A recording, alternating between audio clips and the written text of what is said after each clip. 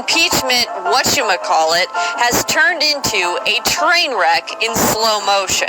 You would think that with the Dems' circular firing squad, their endless Pez dispenser of impotent candidates, along with your average liberals, hands down providing the most prolific contributions to cringe fail compilations ever, how could President Trump and fellow Republicans not have a landslide victory in 2020?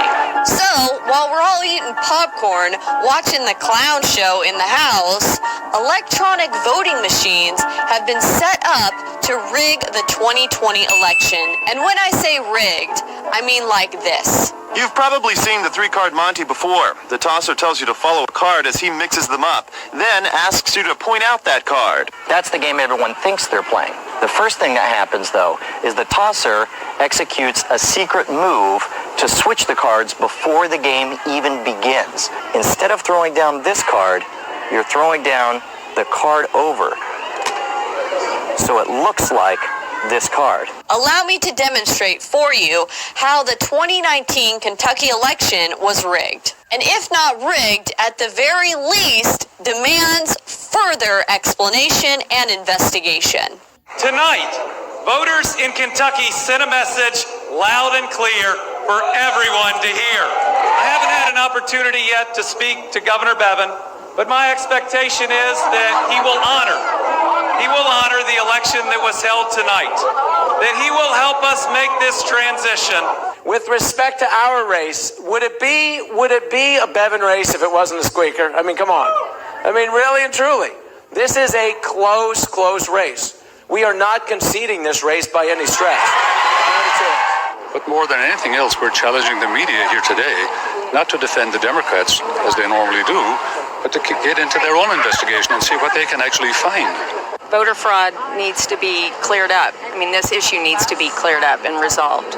We need to have confidence in our process. I have heard many reports about irregularities, but I agree that we need to find irregularities if it's in favor of the Democrats or the Republicans. It needs to be a fair election that we can have security in. How did a Kentucky college student 1,000 miles away on election day have a signature appear on his voting record in Kentucky that same day? On election day, November 5th, I was in Tampa, Florida for the entire day. Someone had voted under my name, signed my name, and that the clerk said that someone had used my ID to get in. A North Dakota resident contacted the Kentucky Board of Elections to find out why herself and her immigrant husband were registered to vote in Kentucky this election. I'm sorry, what evidence do you have? Well, the evidence at this point is up to the Attorney General's office. We've gotten calls, emails, texts. His hotline has over 130 complaints right now. So what we're wondering is, what is he doing with the evidence? There's plenty out there. Is he investigating it? Is anybody looking into this? Whether he is proceeding on those investigations. Media reports indicate that Mr. Beshear's office responded by stating the office does not release information regarding investigations. Since our news conference Monday, we've been receiving information regarding voter fraud and potential election fraud, some of which we're going to share with you today. You can see from this image, you can confirm from online if you can't see it right now.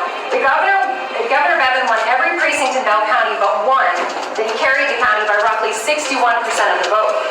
Yet, Governor Bevin lost amongst the advanced ballots by almost the same margin as he won the remainder of the county. We're not saying this is proof. We're saying this raises questions that deserve answers. In this first screenshot, we have Attorney General Beshear with 673,948 votes at this moment in the election. Governor Bevin had 662,235 at this moment in the election. So that put Attorney General Beshear ahead 11,713 votes. We switch to this next image a moment later. You see where our vote totals have swapped, or our percentages have changed a little bit. That's because our numbers changed. But how did they change? This is what's interesting. Attorney General Beshear now has 674,508 votes. Governor Bevin has 675 votes.